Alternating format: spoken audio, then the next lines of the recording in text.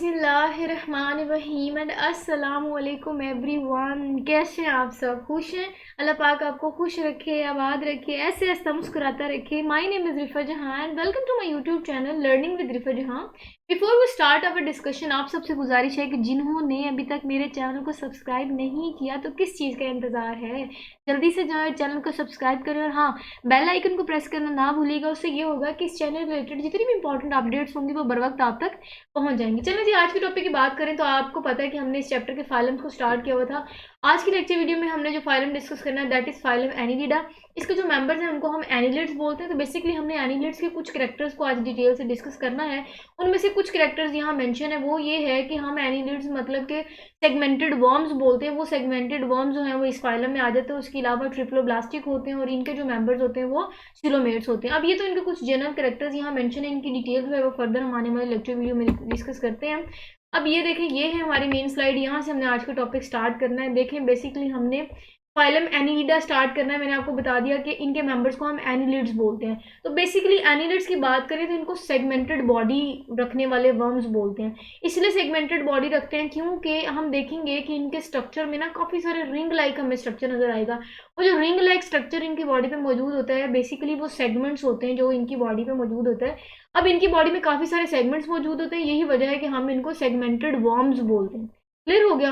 और कहते हैं कि एनिलिड जो है वो ट्रिप्लोब्लास्टिक होते हैं। एक इनका ये भी करेक्टर है कि ये ट्रिप्लोब्लास्टिक होते हैं। अब ट्रिप्लोब्लास्टिक आपको पता है कि ऐसे एनिमल्स होते हैं जिनके पास तीनों बॉडी लेयर्स मौजूद होती हैं, एंडोडर्म भी, एक्टोडर्म भी और मीजोडर्म भी। अब क्योंकि हमने यहाँ जिक्र किया कि मीजोडर्म है, अब मीजोडर्म की वजह से इनको हम सिलोमेट बोलते हैं। इसलिए सिलोमेट्स बोलते हैं क्योंकि जो मीजोडर्म है वो इनके पास ट्रू मीजोडर्म मौजूद है जो कि ट्रू बॉडी केविटी बनाएगी।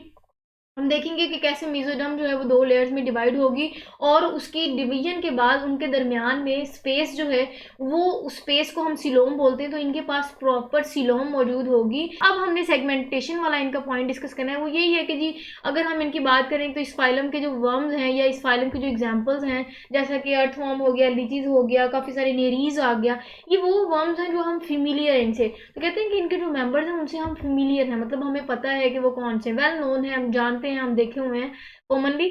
तो बहुत कॉमन जो है वो फेमिलियर वर्म्स इस फाइलम में आ जाते हैं। उसके अलावा कहते हैं कि इनकी सेगमेंटेड बॉडी की वजह से हम इनको एनिलिड्स भी बोलते हैं, क्योंकि एनिलिड जो है उसका हम आगे देखेंगे डेरिवेशन को, वो लैटिन वर्ड है एनालस से निकला है जिसका मतलब होता है लिटिल रिंग्स। तो इनकी सेगमेंटेड इनकी बॉडी होती है, इनके स्ट्रक्चर में काफ़ी सारी रिंग्स मौजूद होती हैं जिनकी वजह से ये सेगमेंटेड बॉडी माना जाता है या सेगमेंटेड वर्म्स माने जाते हैं। उसके अलावा अगर हम इनकी बात करें तो कहते हैं कि मेटामेरिकली सेगमेंटेड। मेटामेरिकली कहते हैं बहुत ही परफेक्टली इनके ऊपर सेगमेंट्स बने होते हैं। मैं आपको चलो डायग्राम दिखाई देती हूँ। अगर आप ये डायग्राम देखें ना, ये अर्थवर्म की डायग्राम है। आपको अर्थवर्म में आपने वैसे भी लाइव देखा होगा मोस्टली लोगों ने। अर्थवर्म की बात करें तो इनके ऊपर काफ़ी सारे ऐसे आपको रिंग्स नजर आ रहे हैं। ये जो बेसिकली आपको रिंग्स या लाइनें नजर आ रही हैं वो बेसिकली सेपरेट सेपरेट एक एक सेगमेंट है जो मिलकर इनका बॉडी स्ट्रक्चर बनाता है। तो इनकी जो बॉडी स्ट्रक्चर है उनमें काफ़ी सारे सेगमेंट्स होते हैं, यही वजह है कि हम इनको सेगमेंटेड वर्म्स बोलते हैं। तो मेटामेरिकली का मतलब बड़े परफेक्टली इनके पास इक्वल अमाउंट में इक्वल साइज का सेगमेंट इनके पास मौजूद होते हैं। यहाँ मैं आपको बड़ी इंटरेस्टिंग सी एग्जांपल देती हूँ जिससे आपको ये समझना आसान होगा। जैसे गाड़ी के डब्बे नहीं होते, ट्रेन के डब्बे होते हैं, वो अरेंज करके एक ट्रेन बनती, इसी तरह इनके बॉडी के ऊपर जो सेगमेंट्स मौजूद होते हैं वो सेगमेंट्स अरेंज होते हैं और इनका स्ट्रक्चर बनाते हैं। ठीक हो गया? कहते हैं कि अगर हम इनकी बॉडी की बात करें तो इनकी बॉडी जो है ट्रांसवर्सली डिवाइडेड होती है और ये जो डिवीजन है ना ये बाद में नंबर ऑफ सेगमेंट्स की वजह बनेगी। क्लियर हो गया? तो हमने काफ़ी आई थिंक जिक्र कर लिया सेगमेंट। अब हम आगे प्रोसीड करते हैं। वहाँ हमने ये देखना है कि इनकी बॉडी के ऊपर ना काफ़ी सारे मसल्स होंगे। हम आगे देखेंगे भी इनके पास सर्कुलर मसल्स भी होते हैं, लॉन्गिट्यूडनल मसल्स भी होते हैं। तो बेसिकली ये जो मूवमेंट करते हैं ना ये उन मसल्स की कंट्रैक्शन से मूवमेंट कर रहे होते हैं। ठीक है, उसके बाद ये इनकी यही है कि कंट्रैक्शन से मूवमेंट करते हैं। नेक्स्ट हमने कहा जो एनिलिडा है, हमने बता दिया लैटिन वर्ड एनालस से डिराइव्ड हुआ है जिसका मतलब होता है लिटिल रिंग्स। तो इनकी बॉडी के ऊपर काफ़ी सारे रिंग्स या सेगमेंट्स मौजूद होते हैं। तो ये वजह है कि हम इसको सेगमेंटेड वर्म्स रखने वाला फाइलम भी बोलते हैं। तो बेसिकली जो सेप्टा है ये ऐसी लेयर है जो दो सेगमेंट्स को आपस से जुदा करती है, अलग करती है। नेक्स्ट हमने जो पॉइंट डिस्कस करना है ना उसमें बेसिकली हमने ये डिटेल डिस्कस करनी है कि इनके पास गट भी मौजूद होती है, ब्लड वेसल्स भी मौजूद होती है, नर्व कॉर्ड भी मौजूद होता है। अब ये जो डिटेल है ना हम गट वाली जो है वो डाइजेस्टिव सिस्टम में देख लेंगे। ब्लड वेसल्स की जो डिटेल है कि कैसी होती हैं, किन नौयत की होती हैं, किस तरह फैली होती हैं, वो हम सर्कुलेटरी सिस्टम में डिस्कस करेंगे। और नर्व कॉर्ड की जो डिटेल है वो हम नर्वस सिस्टम में इनकी डिटेल से आगे देख लेंगे। लेकिन यहाँ वो ये कहना चाह रहे हैं कि हर सेगमेंट इंडिविजुअल सेगमेंट में ये सारे का स्ट्रक्चर जो है वो इनके इंडिविजुअल सेगमेंट में मौजूद होता है। मतलब कि तमाम के तमाम स्ट्रक्चर स्ट्रक्चर जो है वो थ्रू आउट द बॉडी इनके जो है वो मौजूद होता है, हर सेगमेंट में गट भी मौजूद होती है, हर सेगमेंट में ब्लड वेसल भी मौजूद होता है। अब हमने इनकी सिमेट्री की बात करनी है। सिमेट्री की बात करें तो कहते हैं कि ये बायलेटेरियल सिमेट्री रखने वाले हैं। बायलेटेरियल सिमेट्री का मतलब कि अगर हम इनको ऊपर से नीचे एक प्लेन में कट करते हैं तो वो 2 इक्वल पार्ट्स में डिवाइड होंगे और वो 2 इक्वल पार्ट्स जो वो बिल्कुल एक दूसरे के मिरर इमेज होंगे, बिल्कुल सेम होंगे। तो ऐसी सिमेट्री रखने वाले ये एनिमल्स होते हैं। सिलोमेट्स हमने बता दिया, ट्रिप्लोब्लास्ट की भी डिटेल बता दी। नेक्स्ट जो है वो अब हमने इनके हैबिटेट अकॉर्डिंग इनको डिवाइड करना है या इनके कुछ एग्जांपल्स डिस्कस करेंगे हैबिटेट रिलेटेड। अगर हम एनिलिड्स की हैबिटेट की बात करें तो कहते हैं कुछ मेरीन होते हैं, जैसे इसकी एग्जांपल आ गई नेरीज की, ठीक है। जो नेरीज है वो मेरीन इन्वायरमेंट में मौजूद होते हैं। कुछ जो है वो एनिलिड्स जो है वो फ्रेश वाटर में भी मौजूद होते हैं, जैसे स्टेलेरिया हो गया। उसके अलावा कुछ डैम्प सोइल्स जैसे गीली नमी वाली जो जगह होती है वहाँ मौजूद होते हैं, उनको हम अर्थवॉर्म्स भी बोलते हैं। तो कुछ जो कहते हैं पैरासाइट होते हैं जो कि होस्ट पे डिपेंड करते हैं। एग्जांपल की बात करते हैं जैसे हीरोड्यू हो गया, जैसे लीच हो गया, ठीक हो गया। अब मैंने इस स्लाइड में आपके साथ कुछ वर्म्स की डायग्राम शेयर करनी ताकि आपको अंदाजा हो कि हम किन वर्म्स के बारे में पढ़ रहे हैं। तो ये अगर फर्स्ट वर्म की बात करें तो ये लीच है, ठीक है। ये लीच की लेबल डायग्राम है। आगे हम फर्दर जब इनकी डिटेल देखेंगे इन तमाम स्ट्रक्चर्स को समझेंगे भी। ये नेरीज की डायग्राम है। इस तरह इनके पास पैरापोडिया मौजूद होता है, सिटी इनके पास मौजूद होती है।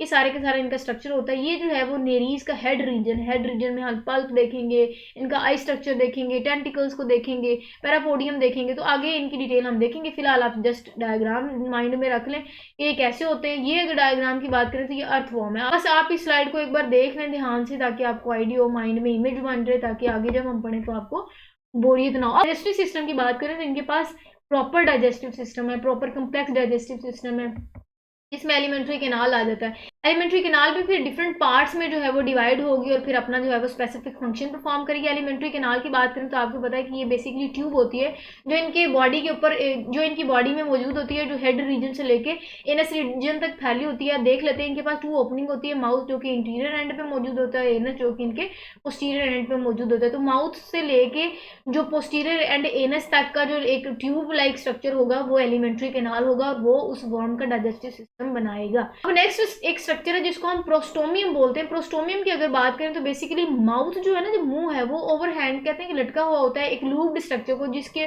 एक लूप्ड स्ट्रक्चर पे जिसको हम प्रोस्टोमियम बोलते हैं। प्रोस्टोमियम क्या है वो मैं आपको इस डायग्राम पे दिखाती हूँ। बेसिकली अगर आप ये अगर ध्यान से देख लेना तो ये जो स्ट्रक्चर है ये हेड रीजन के पास एक लूप्ड स्ट्रक्चर जिसके ऊपर हेड है, ये मैं आपको ड्रॉ करके हाईलाइट कर रही हूँ ताकि आपको समझ आए। तो बेसिकली ये हेड है, हेड जिसके ऊपर हैंग होता है, लटका हुआ होता है, ये एक लूप्ड स्ट्रक्चर होता है जिसको हम प्रोस्टोमियम बोलते हैं। समझ आ गई प्रोस्टोमियम क्या होती है। अब हमने कहा था कुछ फ्री लिविंग है और कुछ जो है वो पैरासिटिक। फ्री लिविंग के जो हमने देख लिया डाइजेस्टिव सिस्टम जो कि कम्प्लेक्स डाइजेस्टिव सिस्टम होता है। अगर हम पैरासिटिक स्पीशीज की बात करें तो उनका जो डाइजेस्टिव सिस्टम होता है वो पुअरली डेवलप्ड होता है, या हम कह सकते हैं आसान जुबान में कि वो सिंपल सा डाइजेस्टिव सिस्टम रखते हैं। जो सिंपल से डाइजेस्टिव सिस्टम रखते हैं वो इसलिए क्योंकि जो पैरासिटिक स्पीशीज हैं उनको फूड ऑलरेडी डाइजेस्ट फॉर्म में होस्ट से मिल रही होती है, उनको कोई ज़रूरत ही नहीं है उसको अपनी बॉडी में डाइजेस्ट करवाने की, ठीक है। तो वो ऑलरेडी जब डाइजेस्टेड फूड लेंगे तो उनको कोई ज़रूरत ही नहीं है फिर डाइजेशन करवाने की। यही वजह है कि इनका जो डाइजेस्टिव सिस्टम है वो वेल डेवलप्ड नहीं होता। तो एनिलिड्स की बात करें कहते हैं कि एनिलिड्स जो है वो ट्रू सिलोम रखते हैं। अब इनकी ट्रू सिलोम कैसे बनती है वो हम देखते हैं। कहते हैं कि इनके स्ट्रक्चर में जो मीजोडर्म होती है, क्योंकि हमने अभी कहा कि एनिलिड्स जो है वो ट्रिप्लोप्लास्टिक होते हैं क्योंकि इनके पास 3 लेयर मौजूद होती है।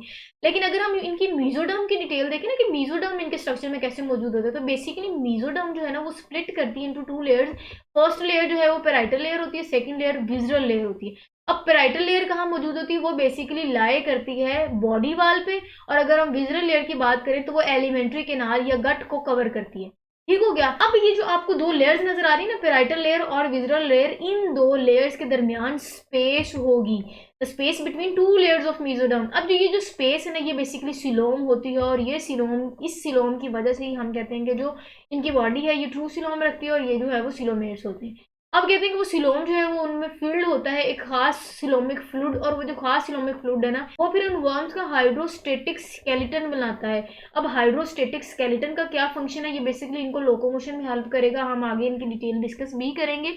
अब हम इनकी एक्सक्रीशन देखते हैं कि एक्सक्रीशन कैसे करते हैं या इनका एक्सक्रीटरी सिस्टम कैसे होता है। एक्सक्रीशन की बात करें तो इनको एक स्पेशलाइज्ड स्ट्रक्चर हेल्प करता है एक्सक्रीशन में, जो कि नेफ्रीडिया कहलाता है।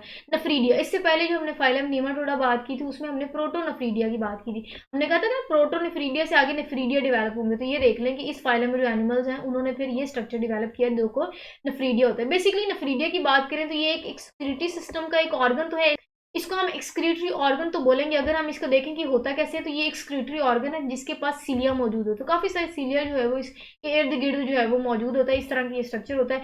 और ये अगर हम नेफ्रीडा की बात करें तो हर इनकी जो बॉडी कैविटी है ना, जो इनकी बॉडी है वर्म्स की, उनके हर सेगमेंट में ये नेफ्रीडिया मौजूद होता है। और एक नेफ्रीडिया जो है वो पिछले वाले जो सेगमेंट होगा उसका सारे का सारा वेस्ट को लेगा और साइड में से जो बॉडी साइड होगी वहां से फिर वो वेस्ट को बॉडी में से बाहर एलिमिनेट करवा देगा। अब अगर हम इनके नर्वस सिस्टम की बात करें तो ये भी वेल डेवलप्ड नर्वस सिस्टम रखते हैं। हमने क्योंकि कहा कि जो फाइलम एनिलिडा के मेंबर्स हैं वो कम्प्लेक्स मेंबर्स हैं, कम्प्लेक्स एनिमल्स हैं। दैट मीन्स कि अगर हम उनके नर्वस सिस्टम की बात करें तो वो भी वेल डेवलप्ड है। वेल डेवलप्ड इसलिए क्योंकि इनके पास सिंपल ब्रेन इनके स्ट्रक्चर में मौजूद होता है। सिंपल ब्रेन के साथ इनके पास नर्व कॉर्ड्स मौजूद होते हैं। वो नर्व कॉर्ड फिर आगे जो है वो गिव राइज करेंगे नर्व्स को। और ये सारी की सारी जो नर्व कॉर्ड और नर्व्स है ना, ये बेसिकली इनकी पूरी की पूरी बॉडी पे फैल जाएंगी। और यही वजह है कि ये फैलने के बाद इनका जो सिस्टम बनाएगी उनको हम नर्वस सिस्टम बोलते हैं। समझ आ गई।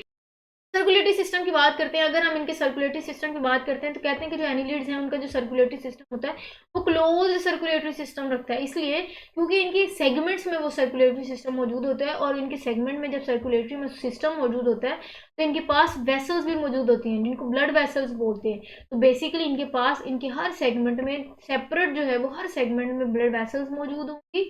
और यही वजह है कि हम कहते हैं कि ये क्लोज्ड सर्कुलेटरी सिस्टम रखते हैं। अब ये जो वेसल्स है ना, जो ब्लड वेसल्स हमने जिक्र किया कि इनके स्ट्रक्चर में या इनके सेगमेंट्स में मौजूद होती है, वो क्या हेल्प करते हैं, उनका फंक्शन क्या है, तो बेसिकली वो ट्रांसपोर्ट करवा रही होती है गैसेस का और न्यूट्रिएंट्स का। क्लियर हो गया सर्कुलेटरी सिस्टम भी। अगर हम इनके रेस्पिरेटरी सिस्टम की बात करें तो कहते हैं कि इनके पास कोई रेस्पिरेटरी सिस्टम मौजूद नहीं होता। अब क्योंकि इनके पास कोई वेल डेवलप्ड सिस्टम मौजूद नहीं होता, जाहिर है फिर ये रेस्पिरेशन तो करेंगे या गैसेज एक्सचेंज तो करेंगे। तो गैसेज एक्सचेंज किस प्रोसेस से करते हैं, वो डिफ्यूजन के प्रोसेस से करते हैं। और करवाते किस जगह से, ये स्किन से बेसिकली डिफ्यूजन करवा रहे होते हैं या रेस्पिरेशन करवा रहे होते हैं। अब होता ये है कि इनकी स्किन पे ना काफ़ी सारी ब्लड कैपिलरीज मौजूद होती है। तो ये डायरेक्ट क्या करते हैं, ये स्किन से ही गैसेज एक्सचेंज कर रहे होते हैं। ठीक है, यही वजह है कि अगर हम इनकी स्किन की बात करें ना तो इनकी स्किन जो है वो मॉइस्ट रहती है, काफ़ी गीली गीली रहती है। अगर आप अर्थवॉर्म को देखेंगे ना तो ऐसे ऐसे लगेगा शाइनी इनकी सरफेस है। इसलिए शाइनी होती है क्योंकि इनकी स्किन के ऊपर काफ़ी सारे म्यूकस मौजूद होते हैं, काफ़ी सारा सिलोमिक फ्लूइड मौजूद होता है। इसकी वजह से ये जो स्किन है ना इनकी वेट रहती है, नमी वाली रहती है, गीली गीली रहती है, मॉइस्ट रहती है। और यही वजह है कि ये इस सरफेस से, स्किन वाली सरफेस से फिर क्या हो रहा होता है, रेस्पिरेशन हो रही होती है। क्लियर हो गया। By the process of diffusion, diffusion के प्रोसेस से फिर वो रेस्पिरेशन कर रहे होते हैं। मसल्स की बात करते हैं, कहते हैं कि इनके जो बॉडी में ना, इनकी बॉडी वॉल्स में काफ़ी सारे मसल्स होते हैं और यही मसल्स इनको लोकोमोशन में हेल्प कर रहे होते हैं। इनके पास टू टाइप्स ऑफ मसल्स मौजूद होते हैं। फर्स्ट जो मसल्स है वो सर्कुलर मसल है, सेकंड मसल जो है वो लॉन्गिट्यूडनल मसल है।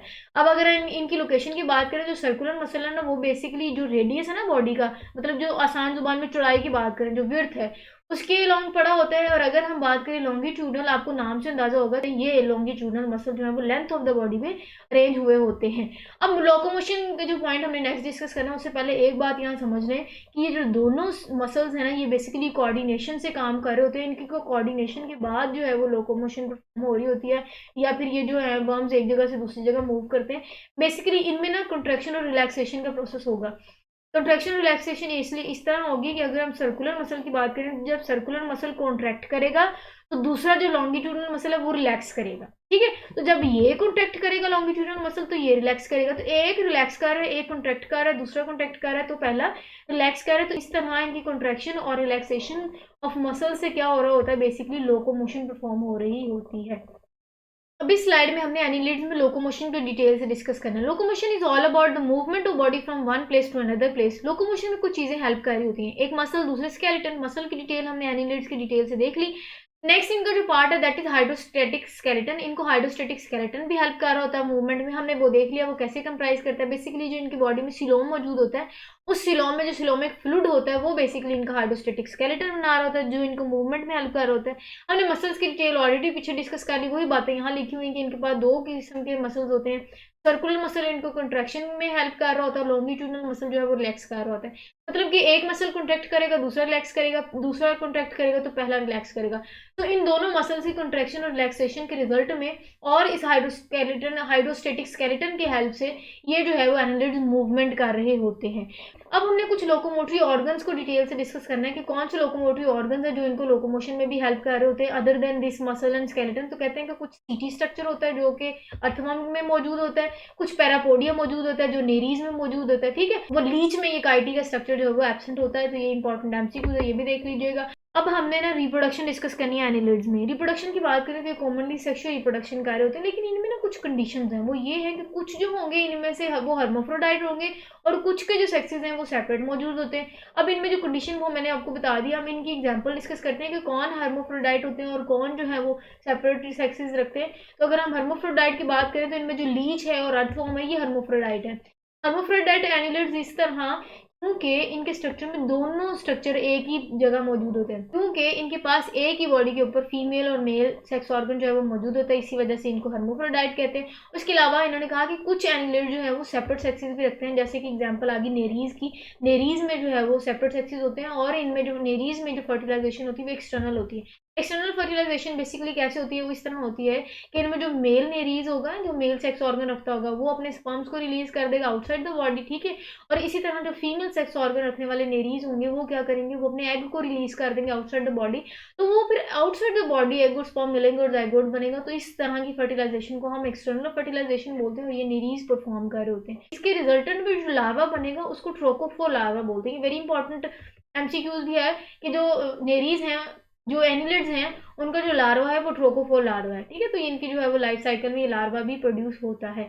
एग्जांपल्स की बात करें, नेरीज जिसको हम कॉमनली सैंडवर्म बोलते हैं, लुम्ब्रिकस जिसको कॉमनली हम अर्थवर्म बोलते हैं, और हाइरोडू जिसको हम लीच बोलते हैं। सो बेसिकली ये कुछ इनकी एग्जांपल्स होगी। अब हमने इस स्लाइड में इंपॉर्टेंस डिस्कस करनी है अर्थवर्म की। सबसे पहले अर्थवर्म का स्ट्रक्चर आप यहाँ देख लें। हमने पीछे ही बोला है कि इनके स्ट्रक्चर में लिटिल रिंग्स मौजूद होती है, सेगमेंटेड बॉडी, छोटे छोटे सेगमेंट्स और हिस्से इनके बॉडी के ऊपर मौजूद होते हैं। अब ना हमने बेसिकली इनका स्ट्रक्चर तो डिटेल से देख लिया, इनके अंदर जो करेक्टर्स थे वो भी डिटेल से डिस्कस कर लिए। अब हमने इनकी इंपॉर्टेंस डिस्कस करनी है कि कैसे ये इंपॉर्टेंट है। अब हमने बात करनी है कि इनका जो फर्स्ट पॉइंट है दैट इज बोरोइंग एक्टिविटी। तो जो अर्थवर्म है वो बोरोइंग एक्टिविटी परफॉर्म कर रही थी। बेसिकली होती ये है कि अर्थवर्म जो है वो किसी सॉइल पे अगर मौजूद रहता है उसको सॉफ्ट कर देती है। जैसे आसान जुबान में कहते हैं ना गोडी करना, सॉफ्ट कर देना, पोरस सॉइल हो जाना। तो ये बेसिकली यही परफॉर्म कर रहे हो। तो उसके बाद होता ये है कि उस सॉइल की कैपेसिटी इंक्रीज हो जाती है। उस सॉइल जो कि सॉफ्ट है फिर उसमें से आसानी से एयर पास कर देती है। जब एयर पास हो जाएगी तो फिर जाहिर है वहाँ से ग्रोथ बड़ी अच्छी हो जाती है। तो अच्छे से प्लांट्स भी ग्रो कर सकते हैं, काफ़ी सारी चीज़ें हो सकती हैं। तो ये बेसिकली सोयल की फर्टिलिटी या उसकी कैपेसिटी को इंक्रीज कर रहे होते हैं by the activity which is known as burrowing activity, ठीक है। उसके बाद ये मिक्सिंग भी कर रहा था, चर्निंग भी कर रहा होता है। ये मिक्सिंग और चर्निंग के बाद भी काफ़ी सारी जो है वो अर्थ को फर्टिलिटी प्रोवाइड कर रहा होता है। बेसिकली जब मिक्सिंग कर रहा होता है तो इनऑर्गेनिक सब्सटेंसेस जो है वो सरफेस पे आ जाते हैं, जिसके बाद भी ग्रोथ जो है वो बहुत अच्छी आ जाती है। नेक्स्ट पॉइंट में ये लिखा हुआ है कि अर्थवर्म की बात करें तो हम इनको नेचुरल प्लग बोलते हैं। नेचुरल प्लग का मतलब ये जो कुदरती हल नहीं होता, ये हल, इसको कुदरती हल बोलते हैं। जैसे हल नहीं चलाया जाता, और हल इसीलिए चलाते हैं कि जो जमीन है वो नरम हो जाए। तो इसको भी हम कहते हैं कि जो अर्थवर्म है वो नेचुरल प्लग के तौर पे काम कर रहा होता है। ये कुदरती हल है, ये सॉफ्ट कर देता है, उसकी कैपेसिटी को इंक्रीज कर देता है।